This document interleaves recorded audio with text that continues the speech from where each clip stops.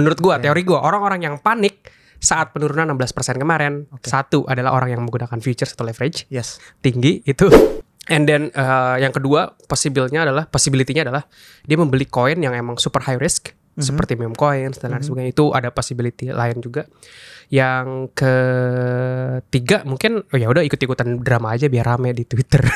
Bisa jadi sebenarnya dia nggak punya portofolio, tapi kayak biar ya udah biar kelihatan cool gitu kan. Kayak ayo gue rugi nih bla bla bla, sebenarnya enggak. Gue pengen bahas nih ceritanya di sosial media nih lagi banyak yang ngegoreng-goreng orang yang bilang 70.000 masih murah.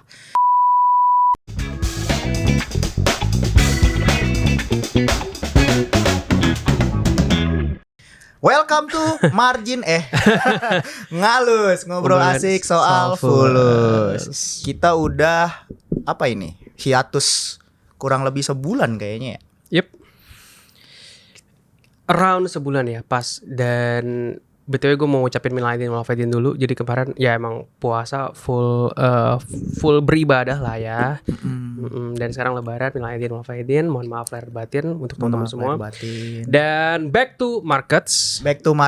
Gila. Ini yang ngechat di grup komunitas Metafulus lumayan rame. Yes.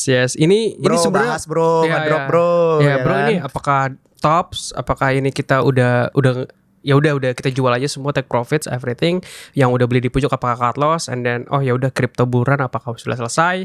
Jadi pertanyaannya itulah kebanyakan. Mari kita bahas ya malam ini.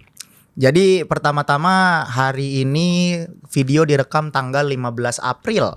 Sekitar jam 8 malam, setengah 8 malam. Kemarin tuh ada berita malam ini akan terjadi sesuatu hal lagi. Akan terjadi sebuah hal lagi yang berkaitan dengan perang. Ya kan. Kemarin kita sudah dapat info sekitar jam 1 malam. Gue bikin story, banyak yang repost juga bahwa Iran attacks Israel. Terus Presiden Biden langsung di interview, what do you think about the Iran's attack? And President Biden say don't, katanya kan, we are devoted to support Israel and Iran won't make it, bla bla bla. Oh, di situ deklarasi perang gitu kan. Gue udah bikin story heboh gitu kan, deklarasi perang. Oh, ternyata H+2-nya tadi pagi kalau nggak salah sudah dibilang bahwa Iran stop dulu nih perang attack-nya nih. Kenapa? Karena mungkin dirasa nanti Iran yang aku nggak tahu ya, gue bukan orang ahli perang atau ahli hubungan internasional, tapi ada mungkin ketakutan untuk attack first gitu ya. Jadi, ketika malam itu diluncurkan misil dan rudal dan segala macam roket dari drone-nya Iran, terjadilah sebuah bantingan ya guys di semua market, khususnya di Bitcoin dan gold ya. Which is ini agak sedikit bertentangan dengan teori. Teorinya adalah ketika ada perang, ketika ada krisis, di situ aset itu naik. Safe haven biasanya naik. Safe haven harusnya naik. Tapi kenapa kemarin malah ngedrop? Kemudian ada juga cerita bahwa Hong Kong ETF kemarin approved. Finally ya kan. Mungkin itu adalah sebuah jebakan gitu ya, bull trap ya kan. Kemudian perang jedum ke bawah. Bagaimana kita tidak tahu. Mungkin minta Sir Aris ya. Ini disclaimer anyway, ini personal opinion ya teman-teman, bukan de facto atau absolute ya. Menurut gue perang kemarin tuh sebenarnya lebih ke political agenda sih. Jadi kayak dengan era sosial media sekarang, perang dengan mudahnya kayak ya lu menginfokan lawan lu, musuh lu sebelum lu menyerang gitu. Itu udah ketahuan duluan, udah kesebar duluan, bahkan gue juga tahu gitu.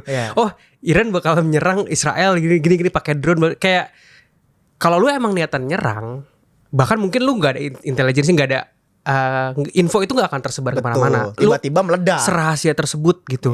Jadi si musuh atau negara lain nggak ada persiapan untuk memberikan defense. Ini kan Israel sendiri punya persiapan. Sampai United States itu juga sama, dia memberikan persiapan untuk defense si Israel. Berarti infonya kan udah sampai ke mereka dan sebagainya. Dan menurut gue kayak ya udah, sebenarnya ini kayak planned. Gue melihatnya ini kayak sudah terencana gitu. Ada political agenda di balik itu. Itu yang gue lihat. Dan markets juga menurut gue koreksinya healthy kok. Maksudnya dari Bitcoin, Gold dan lain sebagainya, Ethereum itu koreksinya healthy. Kalau misalnya gue cek ya, itu crashnya dari all time high 73 ribuan itu kemarin sempat almost ke 60k ya, bahkan nggak nembus 60 ribu, dia ke 61 ribu. Itu penurunannya 16% bro. Itu correction healthy, bahkan di pre-halving cycle-cycle sebelumnya itu bisa sampai 30%, 20% dan lain sebagainya. Jadi penurunan 16% seharusnya sih nggak membuat sepanik itu. Menurut gua, teori gua, orang-orang yang panik saat penurunan 16% kemarin, satu adalah orang yang menggunakan futures atau leverage tinggi, itu kemungkinannya liquidated berapa ya? 600 million either something. Either dia pakai 2x atau 3x lah. 3x kalau 3x kan bisa liquidated. And then yang kedua possibility-nya adalah dia membeli koin yang emang super high risk, seperti meme coins dan lain sebagainya. Itu ada possibility lain juga. Yang ketiga mungkin ya udah ikut-ikutan drama aja biar rame di Twitter. Bisa jadi sebenarnya dia nggak punya portofolio, tapi kayak biar ya udah biar kelihatan cool gitu kan. Kayak ya gue rugi nih bla bla bla, sebenarnya enggak. Tapi ya possibility adalah futures, leverage dan meme coins. Kalau misalnya lu ternyata emang sudah strong di Bitcoin atau di Ethereum-nya, portofolionya udah strong di situ duluan, seharusnya nggak sepanik itu ya. Apalagi kalau lu udah di cycle-cycle sebelumnya gitu, kayak penurunan 30%, 20% itu hal yang normal. Ini hanya penurunan below 20%, yaitu 16% doang. Jadi seharusnya kalau lu pegangnya spot, lu harusnya nggak gemetar, nggak gimana-gimana gitu sih.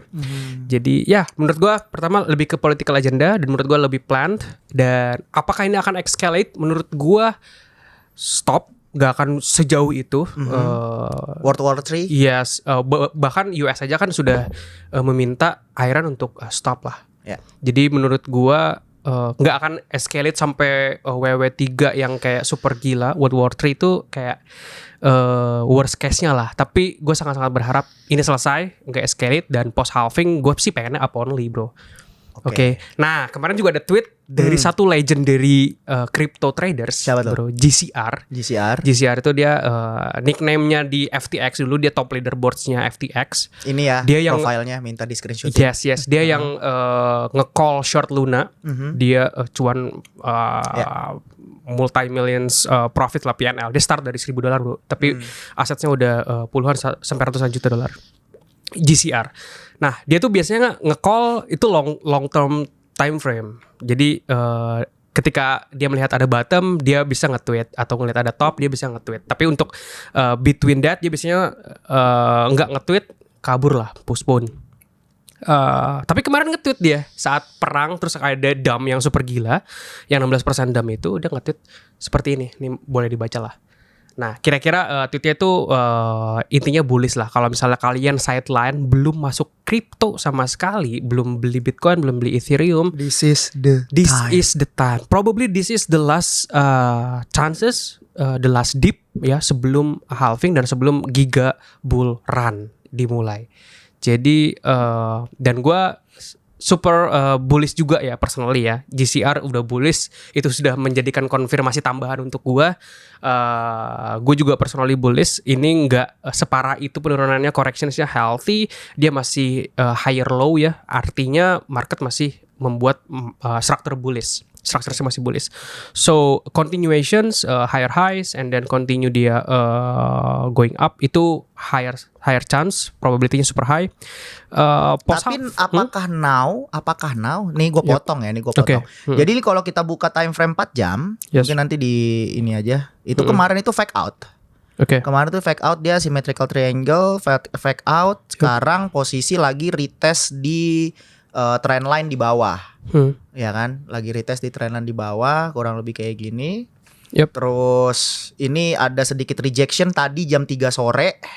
Jam 3 sore tanggal 15 April, ya kan, di week 4 jam. Malam ini kalau misalkan dia turun ke bawah, maka potensial retest kita ada di mana, or dia akan paksa tembus trend line untuk up. Kalau misalnya ada pullback, dan menurut gue ada kemungkinan ya. Jadi mungkin ada satu news yang escalate sekali doang untuk terakhir leg down, itu ada possibility ke sana.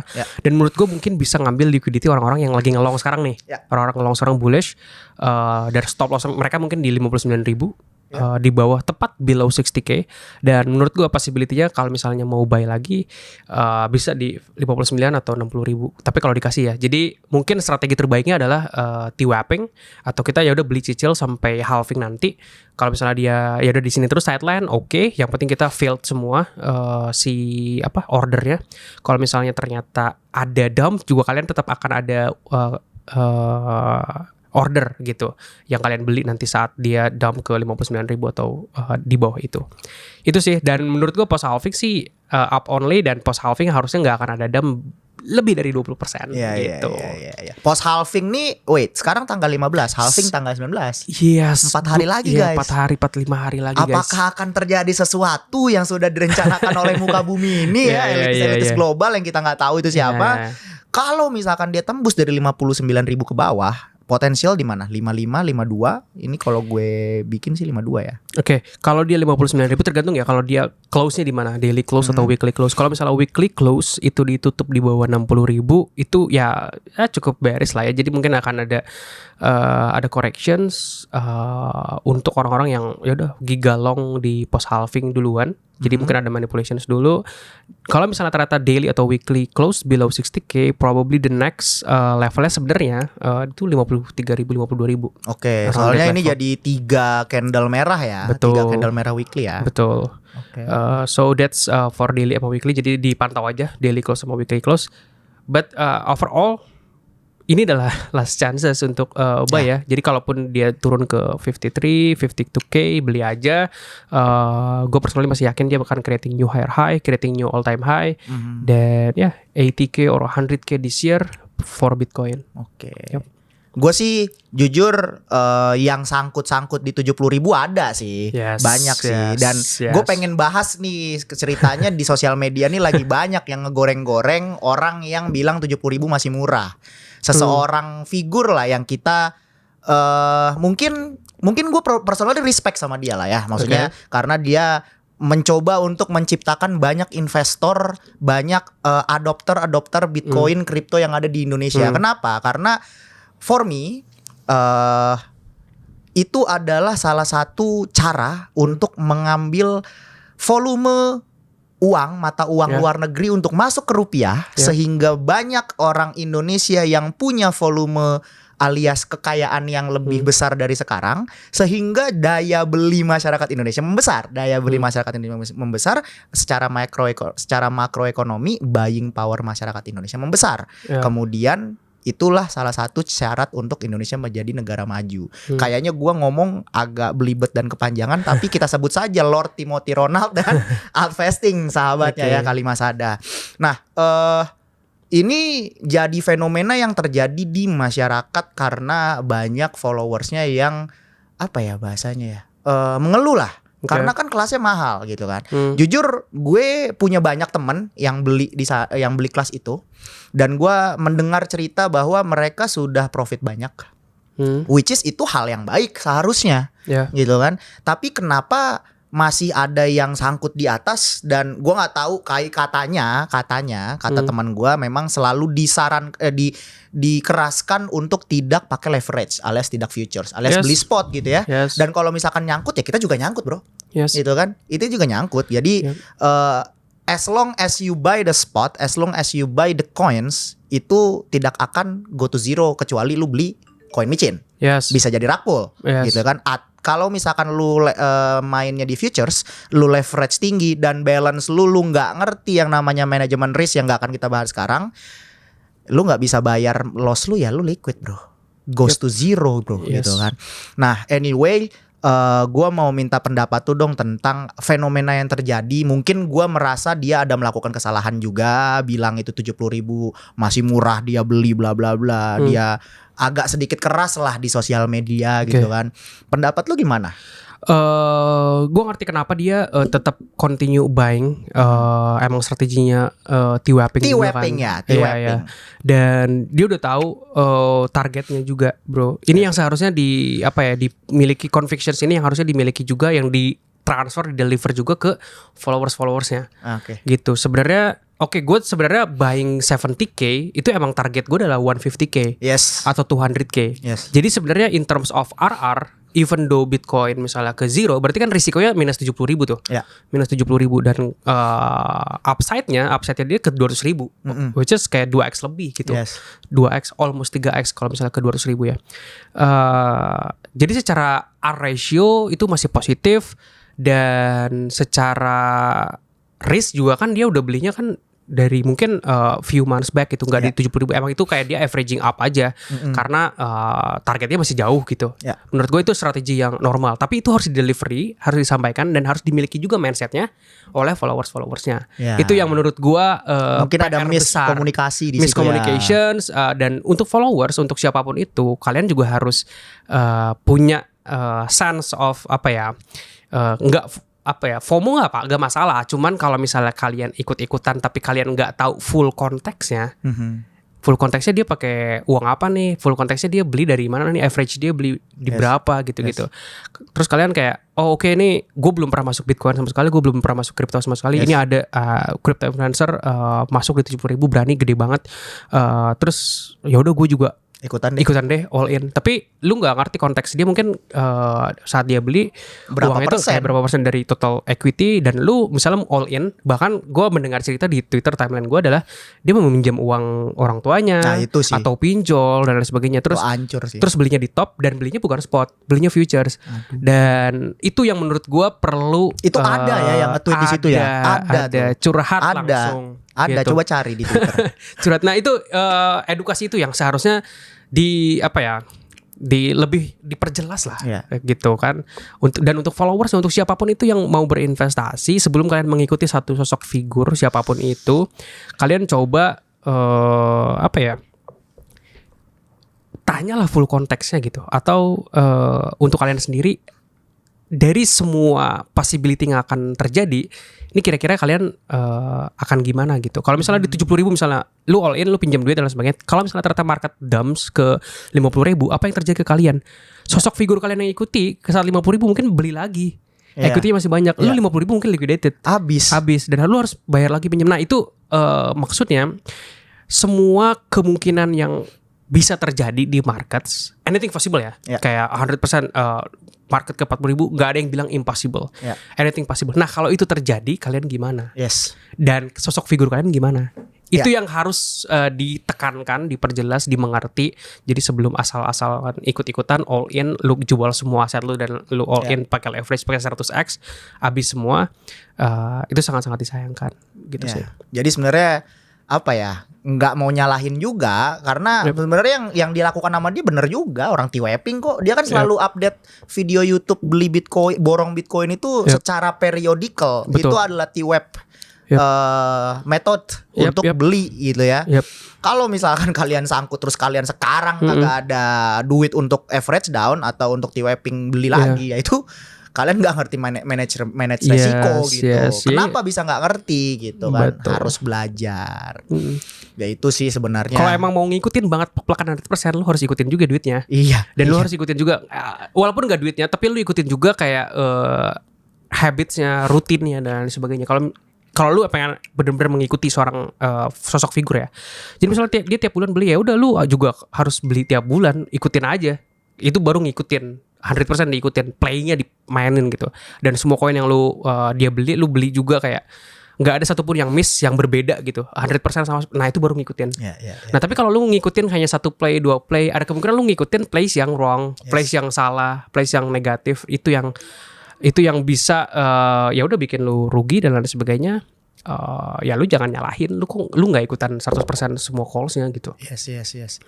Tapi memang manajemen resiko itu yang mungkin ilmunya masih belum tersampaikan dengan baik ya. Maksud gue gini, tadi udah dibilang juga sama Aris tentang mungkin duitnya banyak, mungkin dia keluar 100 juta, tapi itu berapa persen dari total uangnya gitu. Kalau misalkan nih gue posisi, misalkan gue punya modal 5 juta gitu kan. Kalau 5 juta ya gue beli 70.000, itu namanya gue gak ngerti manajemen resiko gitu kan. Harusnya di 70.000 itu ya gue belinya cuman 1.500.000 atau 2 juta, misalkan 5 kali beli sampai halving gitu ya, 5 kali beli sampai halving. Berarti di sana gue beli 2 juta.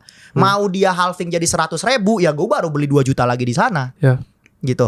Itu T-Wrapping yang dimaksud gitu kan. Mau deh 150.000 pas lagi halving tanggal 20 besok, ya gue baru beli gitu. Karena targetnya apa? Lebih tinggi pasti gitu kan.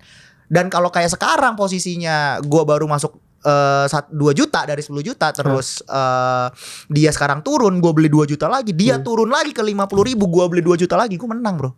Gitu kan. Metode yang diajarin sama beliau tadi itu bagus, benar gitu kan. Cuman mungkin ada sepercik ilmu simple yang mungkin kalian belum tahu atau lupa kali ya. Gitu. Ya memang gue juga hilaf sih. Gue juga banyak lah beli di atas gitu ya. Beberapa calls yang dia kasih gitu kan, ada tuh yang pas lagi di Istora Senayan tuh. Pakai baju viral tuh, cut loss manta kita hajar di tempat yo. Itu lucu sih, maksudnya yang seperti itu loh, sekuat itu loh komunitas mereka gitu gue kan. juga ada pendapat mengenai satu hal tersebut ya. Menurut gue, don't marry your bags. Maksudnya gimana tuh don't marry your bags? Jadi gini, satu investment thesis itu bisa jadi salah. Enggak 100% pasti benar. Ketika lu marry the bags, marry satu koin, katakan lo koin all in ABC, gitu ya. All in dan tiap dia turun lu beli, tiap turun lu beli. Dengan harapan ini bakal recover, bakal creating new all time high. Bla bla bla. Tapi ingat, itu bisa jadi salah lo. Nah, itu marrying the bags itu lu percaya sama satu aja, lu all in di satu tempat dan mau keberapapun dia turunnya lu beli terus, itu marrying the bags. Nah, itu kalau lu bener satu itu adalah the real dark horse atau kayak at least Bitcoin lah, kayak Bitcoin, itu oke. Tapi ingat, itu gak 100% pasti gitu. Jadi ketika emang lu ngerasa oke nih koin kayaknya emang chance dia untuk recover, chance dia untuk creating new all time high, itu gak ada nih. Lebih baik cut loss dan pindah ke koin yang performance-nya bisa lebih bagus, fundamental lebih bagus. Ikhlaskan lah, belajar ikhlas. Iya, bisa jadi duit yang lu hilang tadi di satu koin ini recovered di koin yang lain ternyata gitu. Itu play yang lebih bagus, lebih make sense dibanding lu mendewakan satu koin, turun ke berapa pun lu beli, tapi nyatanya nggak ada all time high atau recover sama sekali. Ya jadi better kalau emang invalidated, kalau emang tesis lu salah, kalau emang investasinya salah dan kebetulan ada kompetitor lain, misalnya kan itu koinnya adalah L2 misalnya, banyak L2 Ethereum yang lebih bagus menurut gue, contohnya L2 Blast yang lagi gue coba pelajarin juga, lagi garap juga.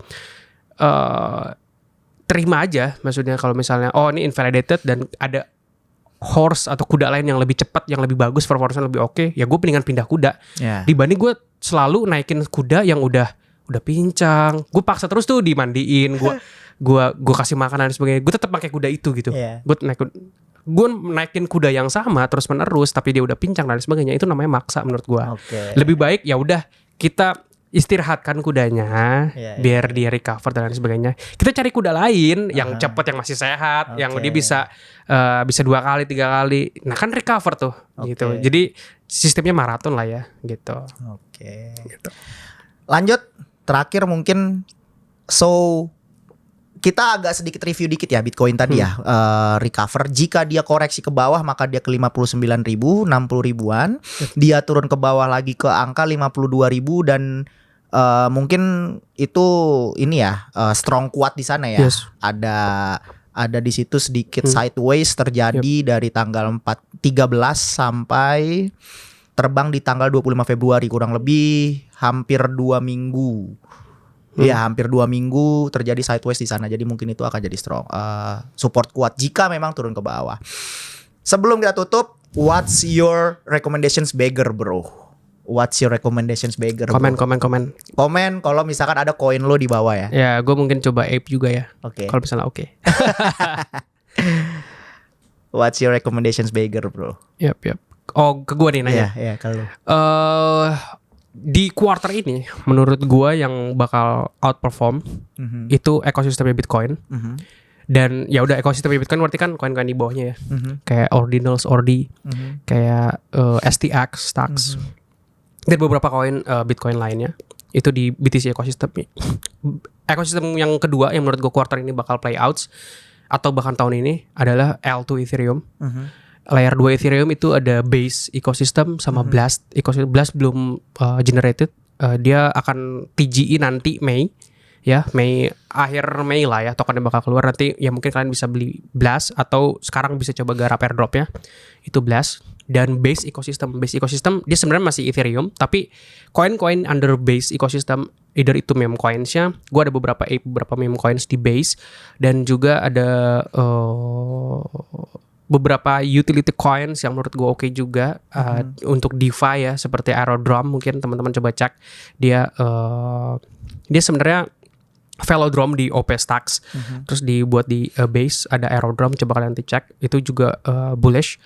And then Base, Blast, Bitcoin, ICP, gue masih bullish dengan ICP. ICP sekarang udah mulai banyak influencer akhirnya coba ekosistemnya ICP dan beli beberapa NFT-nya dan jadiin PFP seperti KSI ya, kalau teman-teman ngikutin KSI.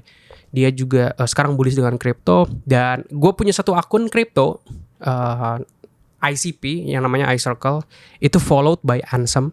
Jadi kalau teman-teman tahu Twitter Ansem dia adalah high meme coins figure lah. Semua tahu anak Solana pasti tahu Ansem. Ya dia udah mulai exploring ICP, so I think ICP bullish. So and then next ya mungkin Solana juga oke. Solana tapi nggak mengerikan bubble bro. Dia terbang banget loh. Yes, dan Solana kemarin banyak banget congestions ya. Itu juga ada teori konspirasi kalau ternyata kayaknya anak-anak L2 Ethereum yang menyebabkan itu. Cuman gak ada yang bisa membuktikan supaya meme coins volume lari ke Base atau ke Ethereum. Itu juga ada konspirasi teori itu. Tapi Solana masih strong ya. Masih apa ya, even though congestions, community-nya sih gue ngeliat. Community-nya tuh masih tahan lah. Walaupun gue personalnya gue nggak ada sebenarnya backs di Solana nih sekarang, cuman mungkin beberapa teman gue yang gue respect itu mereka bullish terhadap Solana ya. So total supply Solana itu terbesar masih di FTX kan ya? Harusnya ya, gue belum cek lagi karena gue jujur gue nggak terlalu bullish sebenarnya sama Solana. Ya, jadi nggak nyari ya. Ya gue nggak terlalu deep research lah, tapi gue tahu Solana early days-nya FTX, dan gue emang udah agak sebel aja sih sama FTX dari dulu gitu. Jadi kayak ya Solana itu di seal banget sama SBF dari dulu ya. Bahkan gue inget banget salah satu kata-kata tweetsnya si SBF tuh ke satu followersnya yang bearish sama Solana, itu bilang sell all your Solana here at berapa $, I'll buy all of them and get the fuck out. Itu kata si SBF. Jadi kayak sell me all Solana you have right now to me gitu kan. Kayak pokoknya around that lah tweetsnya. Nah itu SBF tuh shield hard banget. Pada zamannya emang Solana tuh di shield banget sama SBF, dan SBF tuh super bullish banget sama Solana. Nah itu kayak dan setelah gue menemukan ICP, gak tahu kenapa gue kayak sama Solana kayak B aja gitu loh. Kalau secara tech wise, secara speed, secara dan lain fundamental ya, gue lebih suka ICP. Kalau community memang gue mengakui Solana masih stronger, tapi secara fundamental tech dan potential future-nya dan valuasinya yang masih rendah juga, gue prefer ICP lah untuk L1 gitu sih. Meme coins, Doge. Meme coins, yes, meme coins bakal play out di cycles ini. Doge, to be honest gue ngejar Doge ke $1. Doge, ya Shiba, PP bakal play out juga. PP tuh kemarin baru listed futuresnya di Coinbase. PP bakal play out. Dan koin-koin micin di Coinbase yang sekarang gue beli ya. Ya, tapi ini not financial advice, disclaimer teman-teman. Gue ada beli untuk di base, ini sharing aja ya. Coba kalian cek Normilio. Itu around 5 million market cap. Terus ada MFR Coins, itu dari Satoshi.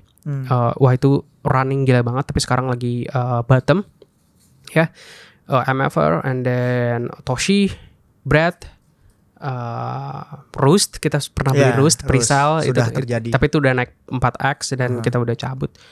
Roost, and then ya ada beberapa koin lain. Coba cek Twitter gue aja sih. Gue banyak share di sana. Tadi belum last, terakhir banget nih lastnya. Naratif, menurut tuh naratif gimana? Oke, naratif yang bakal play out itu yang jelas DeFi masih bakal tetap jalan. GameFi tahun ini mungkin akhir-akhir ya. GameFi bakal play out. Untuk sekarang quarter ini mungkin SocialFi mulai naik lagi, Frentech udah mulai naik lagi, FT Points mulai di sweep. Jadi ya Socialfy, di Blast ada District 1 dan ada Fantasy Top dan lain sebagainya. Nah itu Socialfy menurut gue naratifnya bakal jalan di tahun ini. DeFi, Socialfy, GameFi, and then NFTs. What about our Azuki brother? Oh, Azuki first anime tanggal 30 April. Rilis. Azuki first anime tanggal. Teasernya kalian bisa tonton langsung. Itu udah di mana-mana lah, di IGN, di kalau anime tuh Crunchyroll. Pokoknya review-review IMDb blablabla itu kayak udah mulai banyak tuh teasernya. Dan gue bangga banget sih. Ini the first Web3 anime lahir dari community, lahir dari Web3. Ini the first animenya ini gitu. Dan itu nanti gue ngelihat yang bikin animenya itu yang bikin One Piece Red, bro. Yes, One Piece Red. Yang bikin One Piece Red, bro. Pokoknya bahaya lah. Voice overnya juga bahaya, teman-teman. Jadi gue sangat menantikan itu. I think NFTs itu masih oke, masih bisa play out. Ya tapi ya kita tahu lah ya, ada NFT Indonesia yang kemarin muncul kembali. Kemudian masuk berita. Ya, membuat meme coins. Gue gak tahu apakah ini perlu dibahas atau di episode berikutnya. Gak usah lah ya. Takut kepanjangan. Salah. Gak enak. Iya, tapi ya gue bisa bahas lah. Cuman kayak mungkin next episode lah itu bisa panjang juga. Gue kenal juga lagi yang bawa Gozali. Kesebut. Iya. Gak, tapi ya dia inilah pionir lah ya. Pionir. Kita respect lah sama dia karena dia one of the first person yang bikin kehebohan bahkan di level dunia juga gitu kan. Kemarin di tahun 2022, mungkin tahun ini kemarin dia fail atau mungkin karena ya media or anything. Cuman ya nanti kapan-kapan kita bahas. Tapi tetap respect buat tim yang sudah mencoba untuk berusaha. Cukup paling hari ini ya, kita udah lumayan panjang ngobrolnya. Semoga teman-teman di sana semoga teman-teman di sana yang berusaha untuk menenangkan diri, mari kita tenang bareng-bareng. Join komunitas Metafulus, buka Instagram Metafulus, ada link untuk join grup Telegram. Sharing aja di sana, ada Aris, gue juga ada, cuman gue jarang muncul. Tapi kita akan selalu support kalian. Karena ketika seperti ini yang paling berguna, yang paling bermanfaat adalah komunitas yang sangat suportif. Cukup dari gue, dari Aris juga. Sampai ketemu di Ngalus episode selanjutnya. Thank you, bye bye guys. Thank you. Keep holding.